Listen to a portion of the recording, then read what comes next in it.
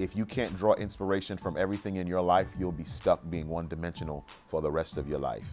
Everything should inspire you.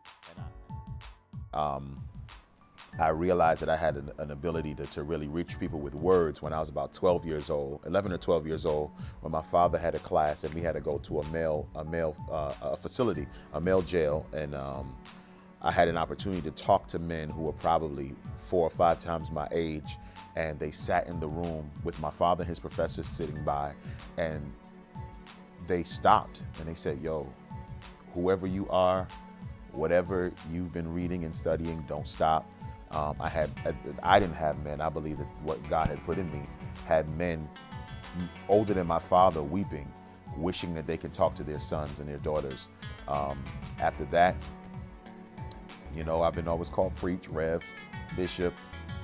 That was my high school name. And at 16, my father started a church and they asked me to talk.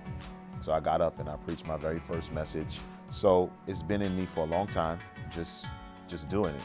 Just whatever it is it takes to reach God's people, his youth. I believe that I've been called to be a bridge. I stuck to that call and I held on to that.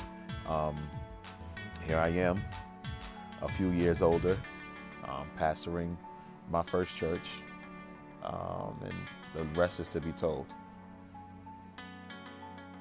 One of the most inspirational things I had ever seen in my life was the video by DeBarge, The Rhythm of the Night. My first time ever seeing a music video that encompassed all of the things. It was rhythmic, it was colorful, it was active. And at that point, to me, I knew that God was bigger than church.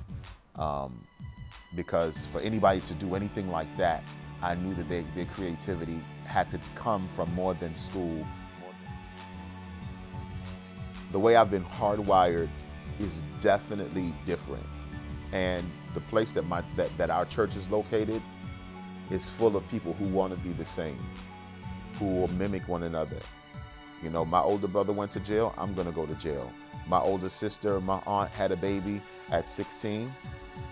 I'm gonna have a baby at 16. Whether they know it or not, they mimic the people that go before them. I mimic the Creator.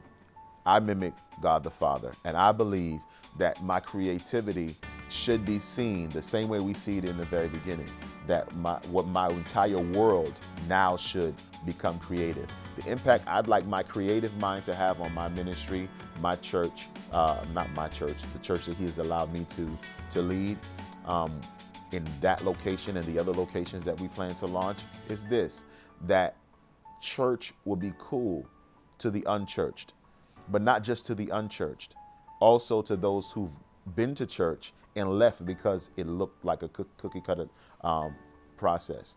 I also want to reach the de-churched, the people who've detached from church. And I think creativity is the necessary way to do that. I think if you look at Christ's ministry, Christ he literally took the time to be creative in his presentations. Rather than talking about the doctrine, he would say, look at the birds in the air. They would look up in the sky. He would talk about the fish in the sea. He would say, listen, you don't have the money, go to the water and grab a fish. And that was demonstrative. I think creativity is the key to ministry in the 21st century. If you do not have creativity at the helm of anything you do, whether it be ministry in the church or ministry outside of the church in the marketplace, you're going to be stuck. Anything that is repetitive, it becomes boring in this world where we can do anything that we want. So I think creativity is the key to ministry in the 21st century.